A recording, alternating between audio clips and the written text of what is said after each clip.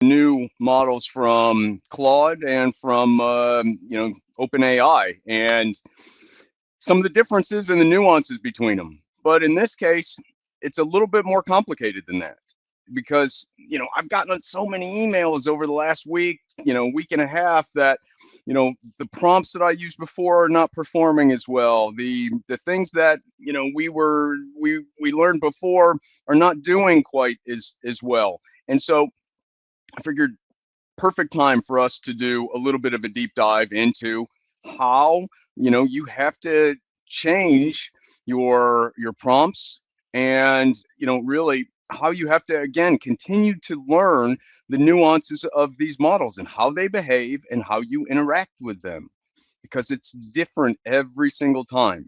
Okay, you can't treat the old models the same way that you treat the new models. You've got to adapt, because the models themselves have been trained different. They have a larger window, meaning they can hold more information. And so you've got to make sure that as you are asking it to do things, as you're deep diving into things with it, that it's more specific, because it can give you better answers if you do that. Now, in some cases, it might take you longer, so don't be shocked. Okay, we'll see some of these things. Let's go ahead and look at the shared screen. You should be able to see my my desktop here, my laptop. What I'm gonna so there's a new tool I want you to think about. It's called the Prompt Playground.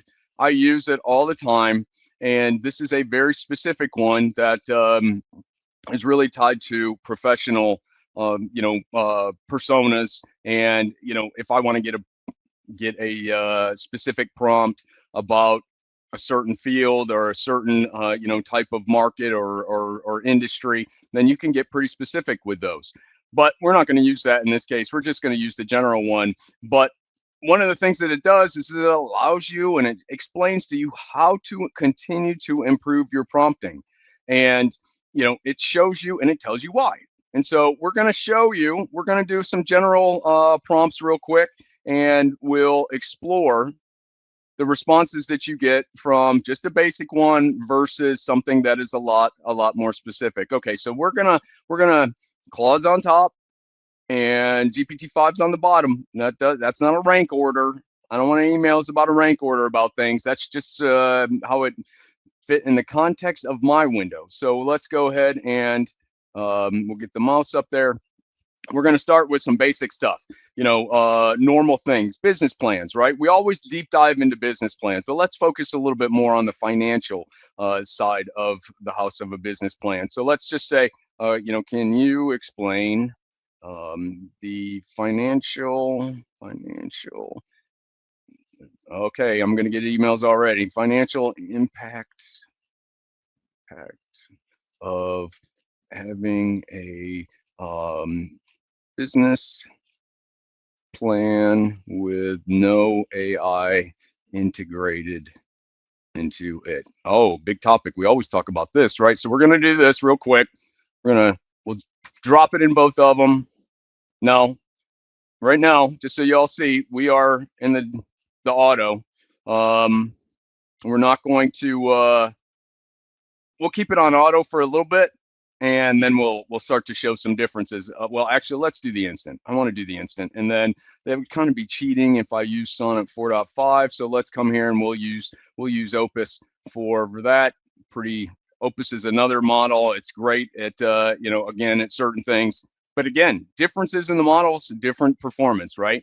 And so let's get this started over here on Opus, and then we will get moving on.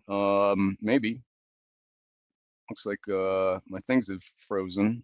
There we go. That's good enough. We'll get moving on that, and we'll get going on Claude. Maybe. Boy.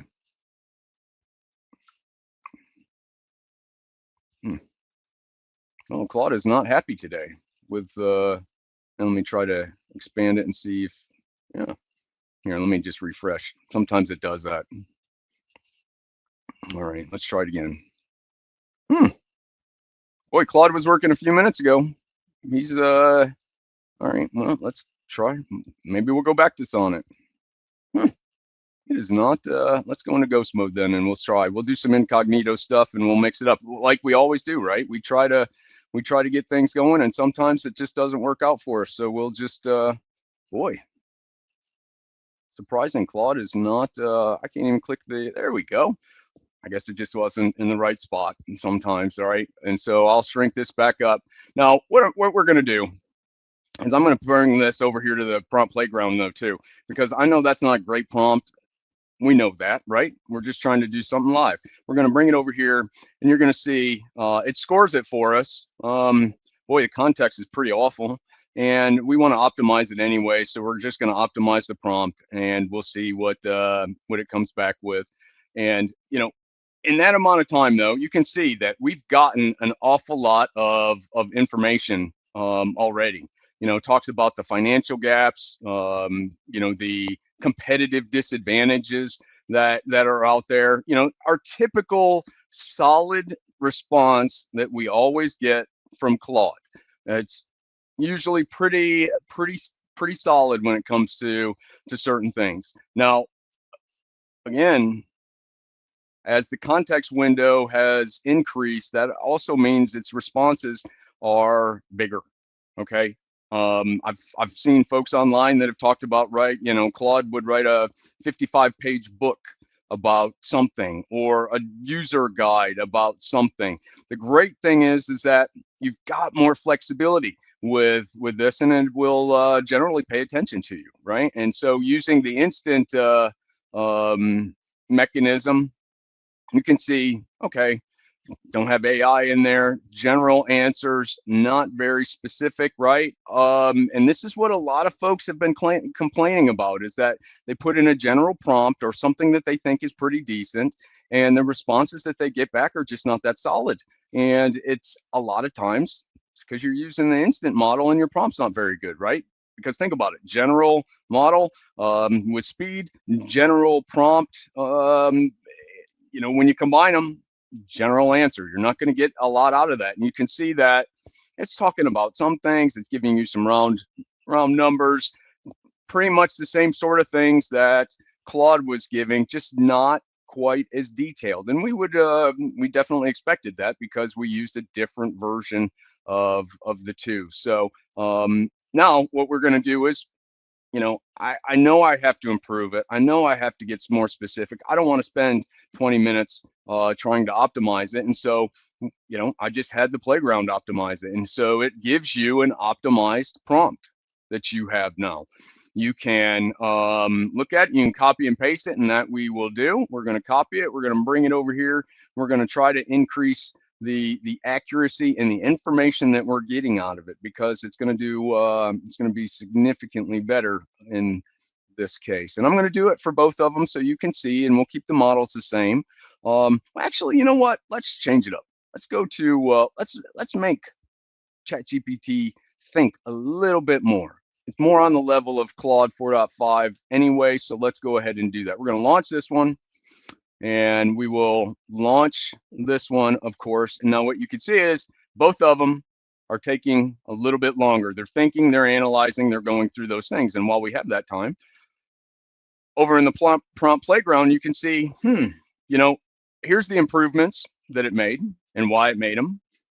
Added clearer structure, more specific on exact financial, aspects, and you can tailor these however you want when you cut and paste them back in, right? But additional dimensions around contrast and those kind of things, and it's telling you all of these, and it tells you what your new score is for your brand new prompt. And so our answers should be significantly better than they were. But then also, it's going to tell you specifically why your prompt wasn't very good. And ours is too broad, of course. We knew that, and it's ambitious, of course. And guess what? It says it's going to result in general theoretical responses, and that's exactly what we got from both of them. And I didn't have to put a lot of work into that, trying to come up with a newer one. So, just for fun, that's great. But let's think about improving it again, because We strive for perfection with prompting, right? There's no such thing. We all know that, but it's fun to say. We're going to optimize it again. Let's come look at the responses though, because you could tell it's taking a little bit longer. It's thinking a little bit harder, and that's a good thing. So we've looked at it. Here's the research. Now, in this case, it's detailing really what it was thinking. That's what I like about the new version of Claude. It's very easy to track that and see exactly what it's thinking. Kind of, it's computer reasoning. Let's just say that. Things that it's trying to get answers for, the type of data, and then it'll map out what your response is going to be. That's what makes it so great at coding, right? Because from a coding perspective, if it has a to-do list and it follows the to-do list, it's going to do pretty reasonable most of the time. If it doesn't, well, you're not quite sure what's going to happen. And so in this case, Claude gave good answers based on its reasoning, and you start to see significantly more details about labor costs, inefficiencies, processing time. I'm going to blow this up so we can see a little bit more detail with this. Your competitive disadvantages. It is going much deeper into what those impacts are going to look like. And then it's giving you good links for it. It's giving you industry specific competitive disadvantages. You're looking at all the the different impacts of what that can have on you in the different segments. Much more usable, right? And that's important. And it's going to save you time. It's going to help you improve your prompts as you go along. But you can see that better prompts, like we always say, are give better results. And in this case, with both of them, it's going to be significantly better because of the metrics and everything else. And so let's go down here and we'll look at GPT-5 response, the thinking response. Now, again, remember Claude, steady, very consistent when it comes to these types of answers. With GPT-5, you're going to see a significant difference between the default answer as well as the thinking model, because one, it's just taking a lot longer to think about it and pull together what that response is. Now, again, if you click on some of these things, you'll be able to see its sources. You'll be able to see its thinking. You'll be able to see what it's trying to do for you. So don't forget to click on those if you're curious, because it does the exact same thing that Claude was doing, but now you've got more detail. You've got to understand where it's coming from and how it's using that information. A lot of people forget that that's there, so use it. And in this case, though, the structure completely different in how it's responding to what we asked it for. The math that it is coming up with, it's calling it illustrative math. That's great, right? Very good when it comes to the additional details. And it's, again, it goes into financial impacts, long-term and short-term, industry specifics. Now, its industry specifics are a little bit different than what Claude's were, which is great because we've got perspective. We've got two perspectives now again, right? And that's all we're trying to do. And it keeps driving down through, and now it's starting to talk about missed opportunities. And you can see, and you're like, oh, wait a minute, now there's a chart, and the responses are getting much larger.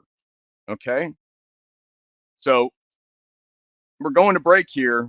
I want you to think about, what impact does that have on you, and how you're going to change what your prompting style lists look like, and what kind of information are you going to ask it, because there's some nuances and some more surprises ahead. So stay with us. We'll be right back after the short break.